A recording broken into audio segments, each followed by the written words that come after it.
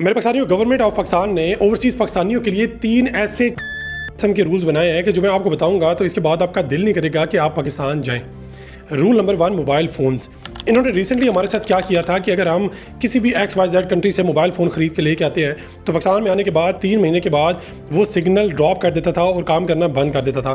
तो उसके लिए मैं जाना पड़ता था PTA और वहाँ पे जाके हम टैक्स पे करते थे और अपने ही मोबाइल को दोबारा से ख़रीदते थे। इवन मैंने खुद सैमसंग के एक फ़ोन में 1,88,000 रुपये का टैक्स देकर उसको रिलीज़ करवाया।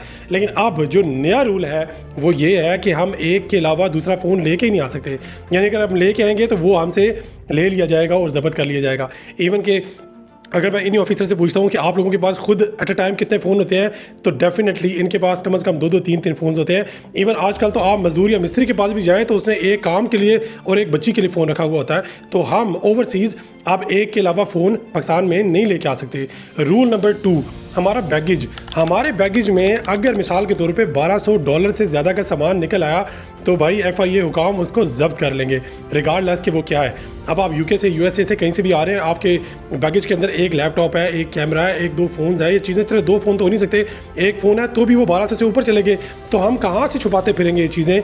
और ये बेसिकली अपने ही FIA के हुकाम अपने लिए रिश्वत लेने के मौके बढ़ा रहे हैं कि हम लोग मजबूर हों, रिश्वत दें और वहाँ से हम थ्रू हों। तो ये क्या बदतमीज़ी है। Rule number 3, NCOP। अगर आपका NCOP या NICOP फॉर एनी रीज़न अगर थोड़े से भी टाइम के लिए एक्सपायर हो गया है, यानी 1-2 दिन भी एक्सपायर ऊपर है, तो आपको ये पता क्या करेंगे, आपको एयरपोर्ट से सीधा वापस भेज देंगे। ये भी नहीं कि यहाँ पे आप आके उसको अपडेट करवा लें, नहीं, वापस जाएंगे। फ़ोन आपके पास एक से ज़्यादा है, आपसे ले लेंगे। आपके पास सामान $1200 से ज़्यादा है, वो भी आपसे ले लेंगे। क्या करते हैं यार। इसके बाद आप लोग ये कहते हैं कि ओवरसीज़ आपको फ़ॉरेन रेमिटेंस भेजें ताकि मुल्क के हालात बेहतर हों और करेंसी और इकॉनमी ऊपर जाए।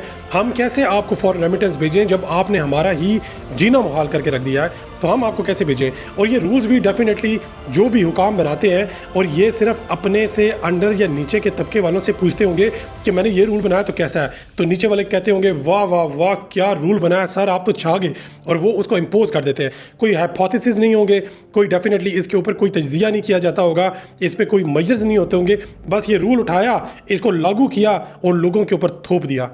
आप बताएं कि यार क्या करना चाहिए इस पाकिस्तान का।